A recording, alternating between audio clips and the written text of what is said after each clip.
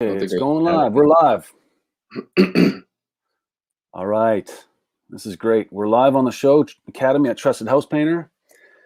Hello and welcome, everyone. My name is Paul. I'm your host today on the show. We've got Clay Rock. He's the co-host on the show today, broadcasting to the Academy at Trusted House Painter Facebook page. The Trusted House Painter Academy podcast here, we help painters grow themselves so that they can grow profitably in their business. We believe if you're interested in yourself as a painter or a leader of your team, then it'll increase your success, it'll increase your profits, and it'll drive your painting business forward. You can get the more business tips like this from Trusted House Painter Academy Facebook page. So if you're currently a member, awesome. We have got a lot of feedback as of late, a lot more comments and posts. So we really encourage you to make some posts and comments if you have any questions about business, about your painting tips, because that's what the Academy at Trusted House Painter is really all about. It's about advancing your skills as a painter. So today is Saturday, May 1st, 2021. Spring is in the air and the exterior season is underway. I know this because my allergies start to kick in and I start to sneeze. Clay and I are located here in the Pacific Northwest. It's pretty mild. We've had a lot of sun, a little bit of rain. The flowers are opening up, and we're full board on the exterior season, and I'm sure most of you painters are as well. As I mentioned, my name is Paul Stein. I'm the host. The co-host here is Clay Rock. We're also the admins for the Facebook group. So if you have any questions, you can contact us at support@trustedhousepainter.com, or you can private message us, or just leave your message in the comments, and we'll be happy to answer any questions that you have. So Clay, today, basically, Clay and I are going to give you some business tips. I've personally been in the business for close to 20 years, and I've learned a lot through being a painter, running a business, and so is Clay. So Clay, maybe quickly tell the viewers what you have in store to teach them today. Yeah, so probably one of the biggest things that I learned about running my own business is I felt like my painting skills were up there, so I was capable of running my own business and serving my clients. But then once you start your own business, then your painting skills are sort of secondary. It's something important to continue to learn, but then you also want to start to develop business skills. So I'm a sports guy, so if you've got a team that's underperforming, often just changing the coach will make a big difference. So as a business owner, business leader, you're essentially the coach of your team. So if you can improve your ability to run a business, then often you can see much more drastic changes than if you just got faster with a sprayer or faster with a roller or something like that. So I'll talk a little bit about some of the business skills that I started to develop. And then I think everyone should develop as well, especially if you do want to have a profitable business. Cool. Yeah, that's great. And what I'm going to talk about is I'm going to show you all what I call my production or efficiency matrix. It's something that I've learned over time that really helps me create the habit of finding that perfect sweet spot so that time and efficiency and production are all nailed down and the company is profitable. We'll talk a little bit about that. It's very basic intermediate stuff, but it's really helpful when you're trying to grow your business, when you're trying to train an employee, or if you just want to learn how you can get better as a painter yourself. So this morning I went on Facebook, and Nick Slav, I don't know if you've all heard of Nick Slav, but it's Ask the Painter Live. He does a weekly podcast, video show on Facebook. Awesome stuff. Good work, Nick. This one was all about decks.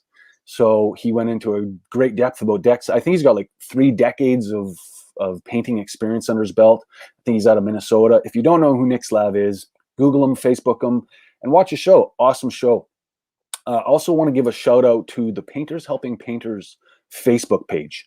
Made a post on there the other day about how, professional painters make mistakes. That's very common. And so in that thread, I heard a lot of truth. So I really appreciate you guys, the Painters Helping Painters Facebook group. And I'm on a bunch of Facebook groups and for painters, and a lot of them are really good. This one is really good, Painters Helping Painters.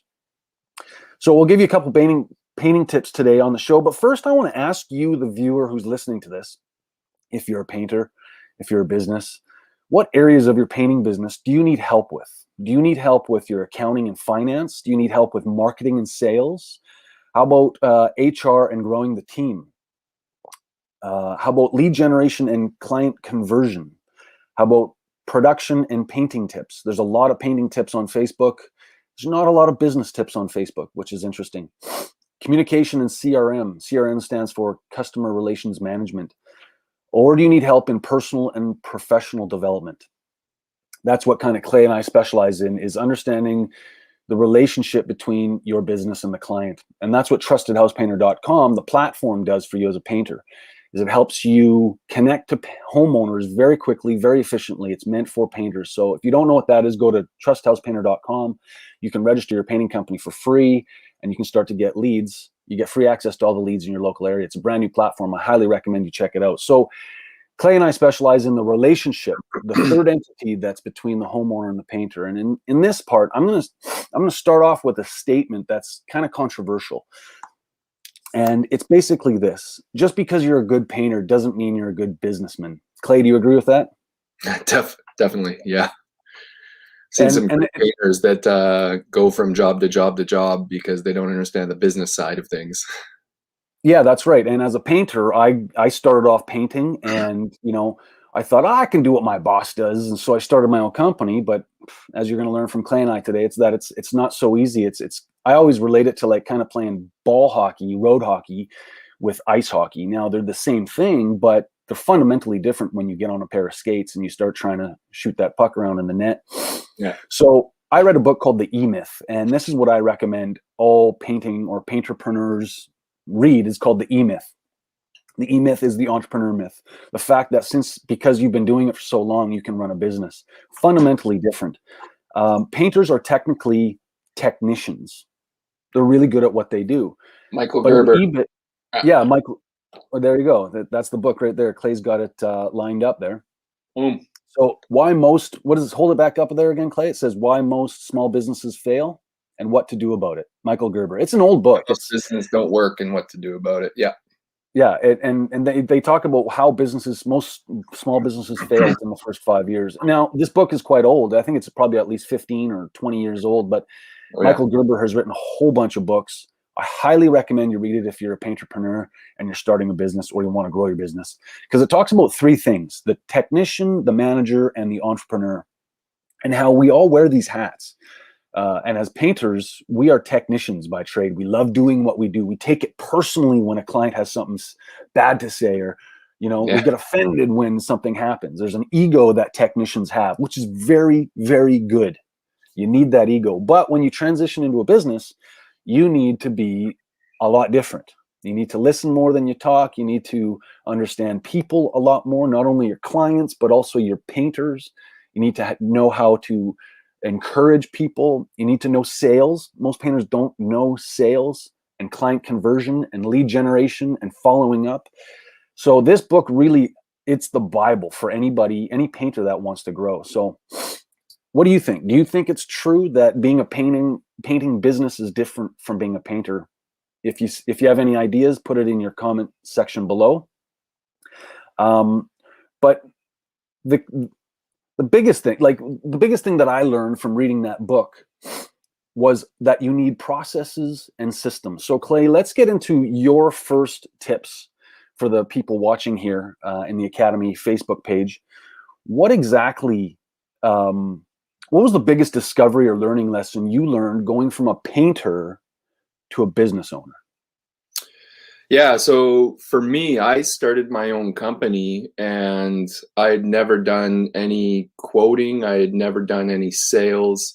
I essentially just sort of went out there and said, I'm a really good painter. You can trust me. And it was almost like wasn't knocking on doors like the college kids, but I didn't know how to represent myself, to differentiate myself from the other painting companies that people were looking at. But then the quoting process, I had no idea how to look at a project and put together a price for it. So for me, the biggest learning curve when I started was almost trying to reverse engineer what my pricing was. Uh, because I had started out slow, the I got a lot of value out of reviewing. So my process was sort of like threefold. First, I would create the quote, and I created very detailed quotes. So when I would look at the outside of a house, I would decide how long it was going to take for me to do the prep on one window and then paint it the first coat and then paint it the second coat. So my quotes were basically like adding up half an hour here, an hour there, 2 hours here. So I got very like specific into the hourly budgets that I had. And then when I was on the job sites, probably for the first year and a half, I would start my day with a plan of what I plan to do. I'm going to prep that fascia board up there, and then I'm going to prep that window there and that window there, and boom, boom, boom. So I'd make a list of everything that I planned on doing in the order that I would do it. And then I actually like looked at my watch, said 8:07, climbed a ladder, did my thing. As soon as I would come down the ladder and figure that I'm done and I didn't need to touch anything up, then I'd write it down, 8:53, very detailed, right to the minute. And then I would just 8:53, start on the next one and go. So what I learned was how long does it actually take to do something? So at the end of a project, I would always take my quote and then take my actual hours and I would review to see where my budgeting was. Was I accurate? What I did at the beginning was I think I was quoting like 4 hours to prep a fascia, and I realized that it only took two. So I was able to be more cost effective for the client and still like make my wage. And then later on, I also discovered that some fascias and with certain heights and with crown molding and stuff, some of them are 4 hour prep. So I got better and better at being able to look at something and know exactly how long it should take to do that, which helped my quoting process. And further on down the road, in having conversations with accountants, I found out what I should actually be charging for my hourly rate. And believe it or not, I think my hourly rate right now is almost 3 times as much as what it was when I started out. So when I started out, because I had no sales and quoting advice or experience, I essentially just took how much money do I need to make on a monthly basis to survive? And then I figured I wouldn't be busy. So I said, if I only work half of that amount, I need to make that. So if I work full time, then I make twice as much as I need, and that'll make me comfortable. So I really just guessed basically in terms of how to charge when I first started. But isn't that basically the way you learn though? Is by guessing? Like you don't know until you try it, right? And yeah, what I well, hear from you don't learn from waiting to figure it out. Like being smart isn't knowing, or being smart is knowing something, but being creative is much better than being smart, because you just start to act in your best interest and then you learn from your experience. So what I heard from you there is that you started off bidding based on time, not square footage. Is that right? Correct. Yeah, I've never really quoted by square footage. I did start to do a little bit of square footage quoting when I started to do some new construction stuff. But then even when I did all of my quoting, I would reverse engineer my numbers down to find out how many actual, if I was expecting to charge this and the square foot told me how much I could charge, well then based on how much I could charge, how many labor hours could I fit that into there? So I always reversed it back down to how much time is it going to take? Mm-hmm. And Interesting. yeah, one of the best experiences that I learned was I had this old guy that worked for me, and he used to be a quoting guy for a large franchise, like North American franchise organization. They eventually went bankrupt in our city and left. And what he told me is what they quoted by linear feet. So I said, okay, great. I got this character home, big old wood thing that I've already quoted and we've already sold it. I was like, so let's go down there. You show me your process and tell me how you would quote it. And we did that. We sat down and reviewed the numbers. And I think I quoted it around $9,800. And I think he quoted it at like $6,800 to $7,200. And I think my labor was that alone. Yeah, it's interesting. There's always been that conversation of what do you charge per square foot versus how do you charge? And I'm sure we'll get into that into more podcasts as we go down the road. So the viewer, I ask you, is that something you want to learn? Do you want to learn more about pricing, pricing strategies, and how you can streamline your pricing so that you can feel more confident and not lose your shirt on some jobs? So if you do, put your comments in the comment section and let us know. So carry on there, Clay. What else did you learn basically for transitioning from a painter to a business owner? And for the greater certainty of the viewers watching this podcast, we're in Canada, and Clay does, I presume you do predominantly residential repaints versus commercial. Is that right? Yeah. Yeah. I did a brief stint when I was growing my business. I realized that I needed some more new construction during the winter months. So I built some relationships there to keep my key guys busy. But I realize it's just not a profitable. It's great for keeping you busy and keeping cash flow, but if you want to really like have time off, then new construction isn't where it's going to be. Good advice. Good advice. Right. Residential repaints for sure. Yeah. Where to go? Cool. Right on. So what's your next tip there for the viewers watching? Well, based off of like my tracking and everything, I got really good at time management because I knew exactly how long it would take. And probably one of the biggest things that I learned in how I tracked my tasks from job to job is transition times.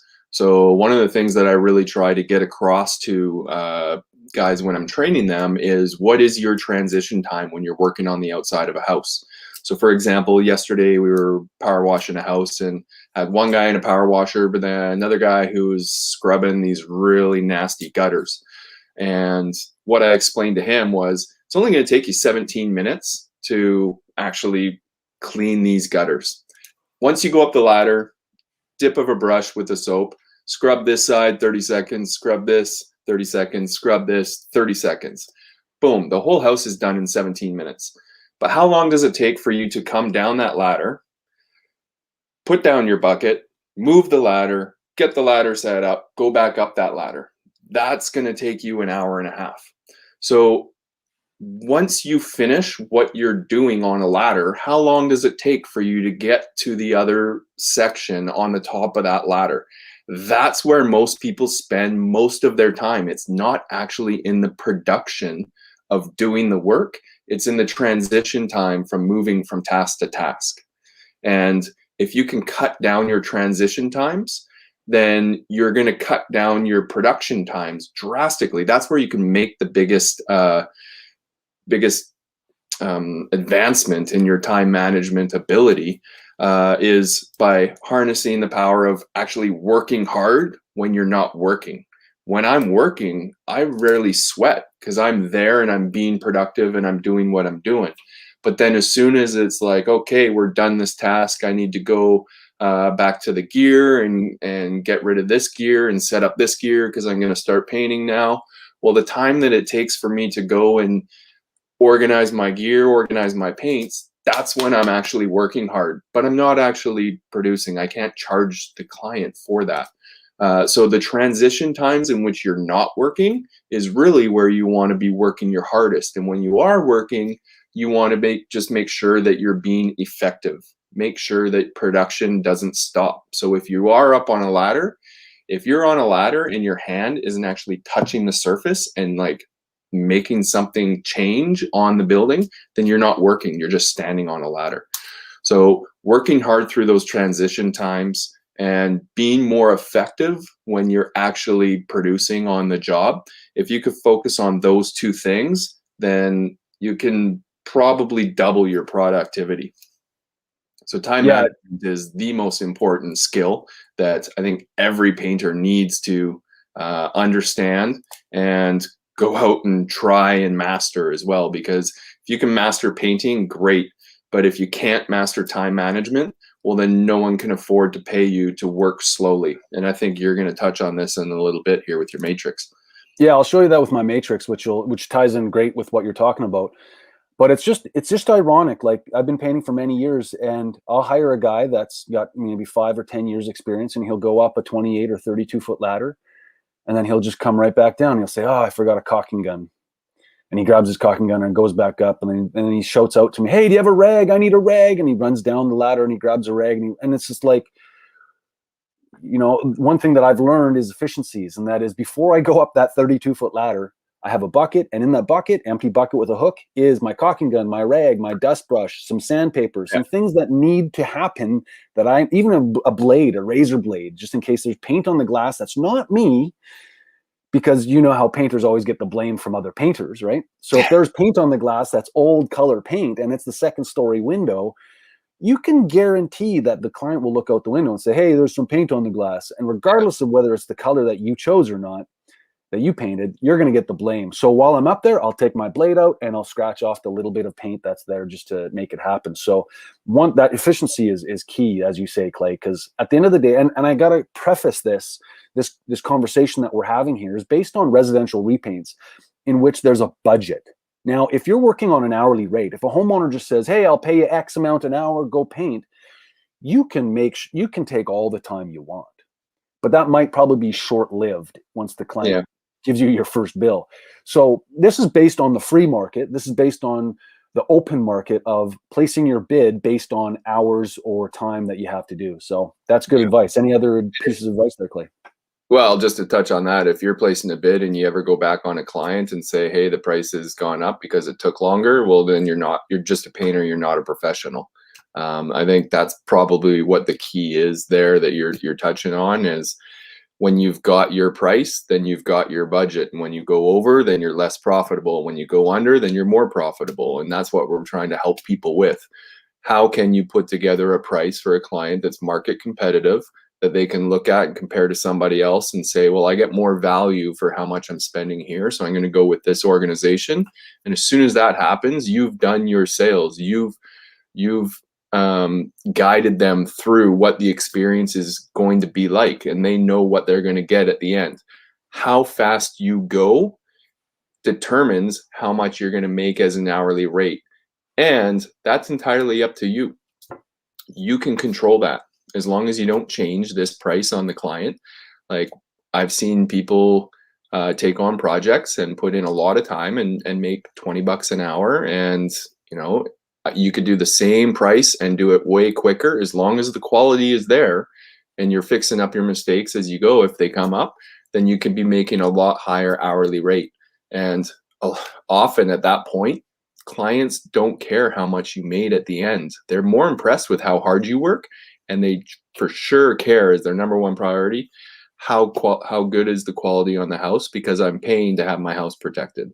And if you can Yeah, balance all that, then painting is a great industry, even though we're looking at probably 80% of the people in painting are making about $20 an hour. They're student workers. They're the long-term guys who show up and pooch the dog all day, and they're just there to get their $20 an hour, which is great. Good for them.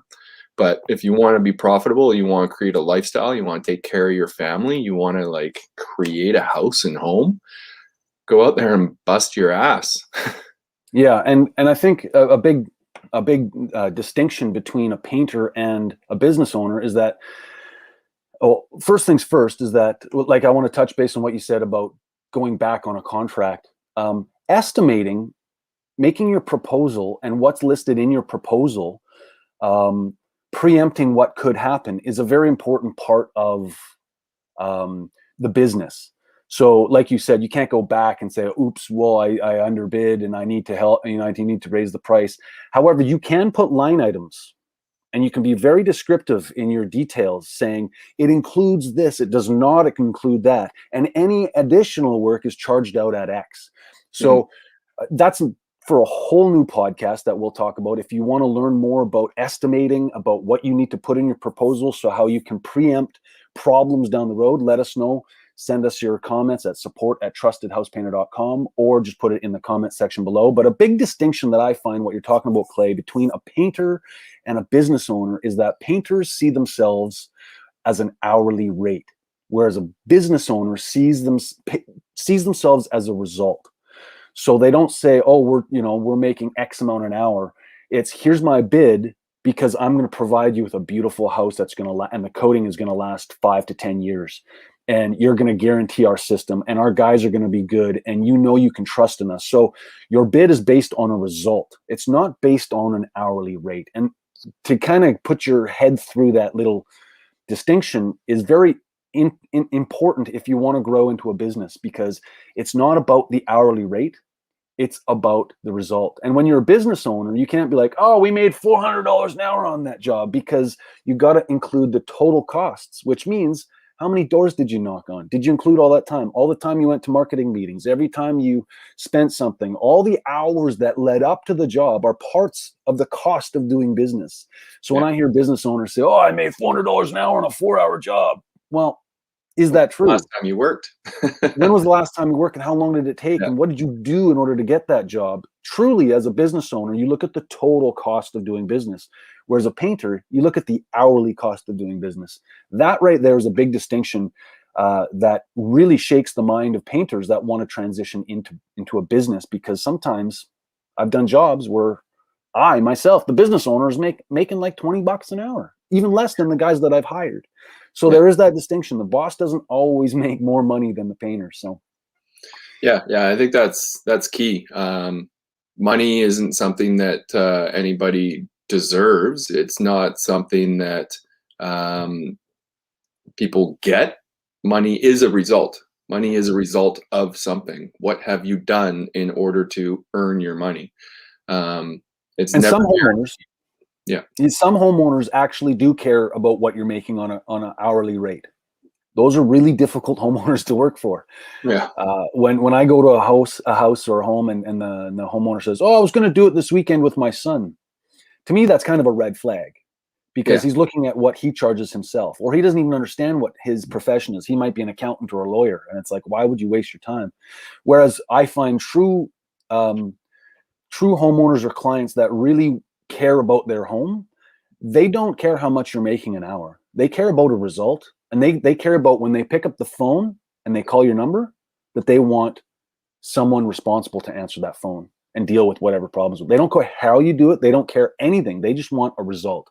And as a business owner, that's your job in the sales and in the client conversion, is to actually teach them and show them why your painting organization is better than the others, because the value you provide for them. And it's more intrinsic. It's not about the paint job. It's about the relationship. So anything else there, Clay, that you have to, any other piece of advice with respect to efficiency and timing? Not at the moment. I think keep it short. I think what we really want to do here is help some people with something, sort of open up their perspective a little bit, and then not have us talking too much about what we want people to be learning, but have people asking us what they want to learn.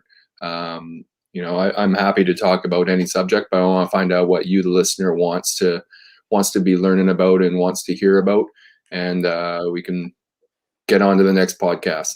Yeah. So if you're interested in joining, learning, contributing, or mentoring a monthly kind of mastermind group here at the Academy at Trusted House Painters, a closed private group exclusively for painters, painting businesses that want to really grow their personal development, their business development in a closed setting, then contact us at support@trustedhousepainter.com and let us know if that's something you'd be interested in. Clay and I have years of experience. We don't know everything, because every time I learn something new, I realize I don't know half the world, right? So I've been in many masterminds in the past, and Clay and I are really working towards having a monthly or bi-monthly mastermind where painters can come in a closed, private, confidential group, bounce ideas, get knowledge, get information like this. So if you're interested, send your comments or put your comments in the comment section below. Again, what areas of your painting business do you need help with? Is it accounting and finance, marketing and sales? Is it HR? Is it growing the team? Lead generation, client conversion? Is it the production and painting tips? Is it the legal side? Is it the estimating and proposals and the contract? The legal side of business? Is it the communication and the customer relationship management that you need help with? Or is it just your personal and professional development? Let us know. We're here for your help. And so what I'm going to talk about, actually, the last thing I'm going to state about the distinction between the painting business and the painters is that business owners they learn to listen to their clients, and they generally don't take things personally. It's very difficult. Even myself, I take things personally when a client says something bad about a worker, or looks at that one flake of paint that's sitting in the flower bed, even though it was littered with flakes of paint 4 hours before when I was painting. But I cleaned it all up, and they just picked out that one, right? Yeah. Another thing is that business owners are always marketing and selling. Also, business owners are always hiring. Business owners don't react. They don't say, oh, we got no jobs, let's start marketing. No. True business owners, you're not a painter, you're a marketing company, and you're marketing your painting company. That is the true essence of a painting business, is that you are more of a marketer than you are a painter. So you're always marketing, you're always selling, and you're always hiring, recruiting, because it's part of that process. And something you touched on, Clay, is that business owners are always planning and scheduling. Painters kind of just show up and say, oh, it's the day, I'm going to put in a day. Whereas business owners, the mindset of a business owner is about planning so that you're most efficient, which is what I'm going to talk about. And lastly, business owners are constantly learning new skills, specifically leadership and managing money. So I hope that this podcast has taught you a little bit about what Clay said, the production aspect. And what I want to go into right now, let me show you, is what I call my production matrix. So I don't know if somebody else has done this before, but I've been painting for almost 2 decades. And I learned this pretty right off the bat. And in fact, it doesn't really even apply specifically to painters in the painting world. It can really apply to any trade or any occupation that you're doing. I call it the production matrix. So let's take a look at this matrix here. So basically, you've got the x-axis and the y-axis. The x-axis is time. The y-axis is quality. So as you can see, or at the very bottom left-hand corner there, that is worst quality and super slow. And as the red line that you see there is the budget, or the project budget.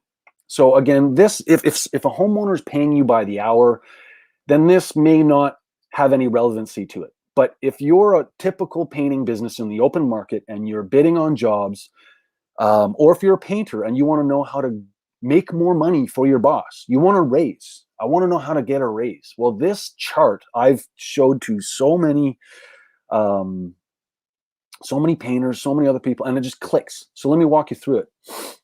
What you see there is the x-axis and the y-axis, fast production and best quality. So let me show you that guideline. This matrix helps painters understand time management while maximizing their profits. The goal is to create habits to keep you in that production zone. The production zone is the blue little piece of triangle that kind of goes at a 45-degree angle upward.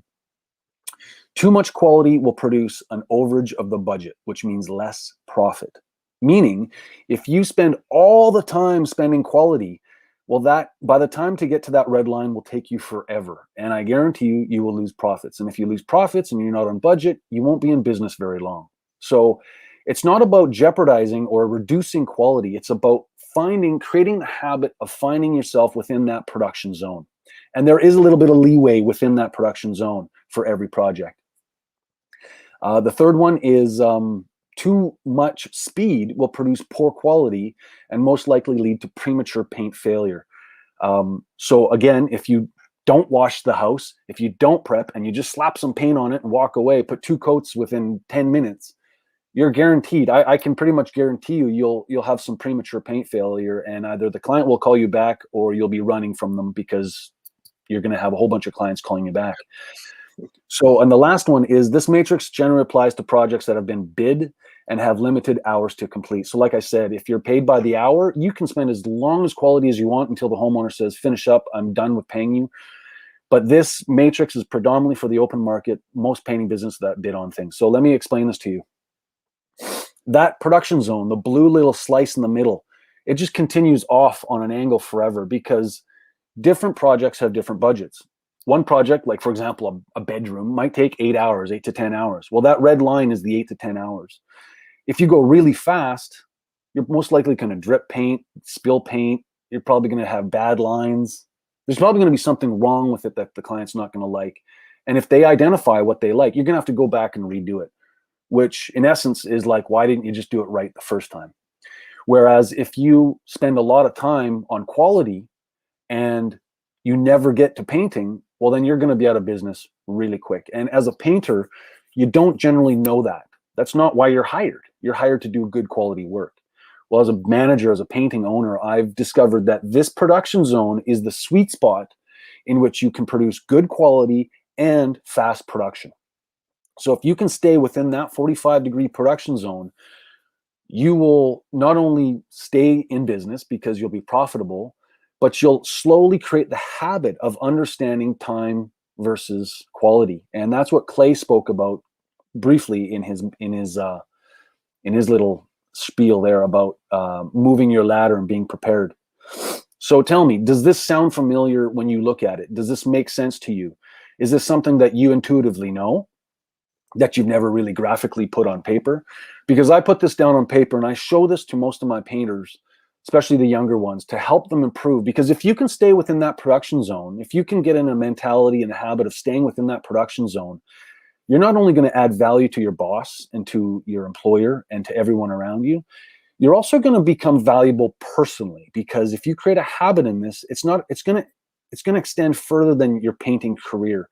It's going to extend when you're cleaning chores around your house, when you're fixing your van, when you're hiring workers. You can spend days interviewing painters, but then you don't hire one or neither of them. So you spent all this time for nothing. So finding this little aspect here, this production zone, staying within the production zone, in my opinion, will really help you stay focused on every job, understanding that it is about making a profit, but at the same time, it's not about jeopardizing your quality, because everybody wants good quality. Well, I shouldn't say everybody, but most homeowners do want quality. But some homeowners just want to put a slap of paint on it and go. And as a painter, as a technician, that might, go below your moral standards. And you say, no, I'm not doing that. But as a business owner, you know that there's a price to everything. And if they just want to slap a coat on and paint on it, you can either say, no, that's not what we do. This is who we are. Or you can say, no problem, but here's my terms and conditions, and here's my warranty, and here there is no warranty to it, or whatever, right? So do you have anything to add to this production matrix here? Yeah, this is great. We've talked about this numerous times over the years, because for people that don't know, Paul and I worked together a long time ago, and then the owner of the company just sort of didn't have an opportunity for me, so I left and started my own company. So I've been working with this sort of concept as well, and this is the first, we've talked about this quite a bit, but this is the first time I've seen a visual representation of yours, and mine's a little bit different. So maybe I'll touch base on a couple of the reasons why I see it differently, because you have your production zone starting in the very bottom, and mine is more like grids. The whole thing is just grids, and then like certain grids are good, certain grids are bad, and you definitely want to be in that top corner, right? So I basically tell people, if you're too slow and the quality isn't there, then I don't have time to teach you, because you've eaten up all the time. With older people, more experienced people who do great quality, but they're not really, they're way behind schedule. So they're like top quality, but they're really low on the time. Then I go, hey, the quality's great, but I just don't have the ability to pay you what you actually deserve for this, because the budget's been blown. So I sort of have like black holes all over it. It's like, if you fall into this side, then I can't really help you out. Whereas when I'm working with younger guys on here, I essentially let them know that quality is something that will take time. So what I value more is production speed. If you work quickly and you get it done, and then you come to me and go, hey, I'm done. And I go, oh, wow, great, awesome. Let's go have a look. If there's stuff that needs to be fixed, we could fix it because there's time in the budget. So if you go quick, then there's opportunity to learn. There's opportunity to review. There's opportunity to uh, like address stuff and see how we could do it differently and talk about how we're going to do it differently in the future. But with brand new people, if they go super slow trying to get that quality, well, it's going to take 2 years to get that quality anyways. So why slow down in order to get there? Hmm. Why not work fast? Because you are trying to create a habit of doing good quality, but the pace in which you work is a habit that you create as well. So what I find is when people start out and they try to go slow to make it perfect as they're going, they're just creating a habit of their pace. And it's Yes. much harder to change a habit of pace than it is to get better at quality. Getting better at quality will naturally happen over time if you have the right mindset, of course. But ch- changing from being a walker to a runner take like that's mostly just like your decision of how fast you want to go. Yeah, And it's a mindset. once you've created the habit, then your mindset takes over, and it's really difficult to break a habit. Um, as And most that's why people, you said planning. Like when before you start your day, you plan. I'm going to do that first, sand it, and then prime it. And while it's drying, I can go over here and do that. That's going to take me an hour. And that time, the primer will be done. So I'll go back over here. So it's time management, speed and time management, right? Another yeah, little thing. Go sorry, ahead. Go ahead. whenever you're planning a project, if you're not planning how long it's going to take you as well, then you're halfway to losing the game. Yeah, absolutely. Another thing that you could use this, feel free to steal this piece of this PDF. If you're interested in having a copy of it, just put it in the comments, let me know, and I'll send it to you, a private message to you, or you can remake it yourself. But if you're one of the things about management and being a business owner is constantly reviewing your workers, communicating with your workers, doing weekly or daily speed checks with your workers, reviewing them because they need to get feedback. And if you wait too long, that feedback is gone and they forgot why this project went bad or went wet and good.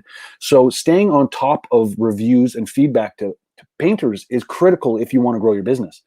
You can use this chart with their reviews. So for example, when you hire a painter for the first time, you can put a pinpoint somewhere on that map that says this is where you're at right now. Your quality's really good, but you're kind of slow. So you're over X here. And so they can see visually dead a point where they are on this map. And then when you interview them or go review them the next month or the next week, you can say, you know what, John, that was awesome. Last week you were there, and now you're moving towards the production zone, or vice versa. You're really fast, but you're sloppy. Your quality's low. Your paint drips are everywhere. Your paint is on the glass. That's no good, man. So let's focus a little bit more on quality, and then we can move up. So you can kind of pinpoint, and through a period of 3 or 4 months, you can put this with their review so that they can see exactly where and how they're kind of going towards that production zone. And if you can get your team within that production zone, then you'll be making profit. You'll be a rocking business, and that's truly what it's all about. Yeah, not even having everyone be the same. You might want to have uh, some guys who are just super fast, and then you got another guy who comes in and takes care of some of the details in behind them. I Yeah, hired a couple guys that work for one of the biggest companies in town, and I was shocked at 5 years experience, and they couldn't like paint a window after we had sprayed the body, and essentially that's what they told me. They've never been responsible for doing the details. And yeah, I was like, okay, yeah. It's for pretty now. interesting, Yes, and it's there you again. And again, it's all about efficiency too. If you're spraying stucco, for example, I believe that stucco is one of the most forgiving substrates that you could find, especially if you're back rolling it. And I've come to job sites where I check up on a crew and they're spraying a wall, and it's like, what's taking so long? And you take a look at it, and they're using like a 311 tip on this big, huge stucco wall, and they're using like a 311 spray tip. And I'm like, guys. So I pull it out and I give them a 525 or something. And it's like, psh, psh, psh, psh, like way faster. yeah. Now you can make a lot more mess if you're out of control, but it's like, I always check with myself, is what I'm doing the most efficient? And could there be a better way of doing this? I always ask myself that, because as you know, painters are always ingenuitive and always Yeah. thinking about new ways to do things, and how can I do this faster and more efficiently, and how can I make more money? That's the root of it all, right? Well, the professional thinks that, and you know what the hourly person thinks? How can I do this easier?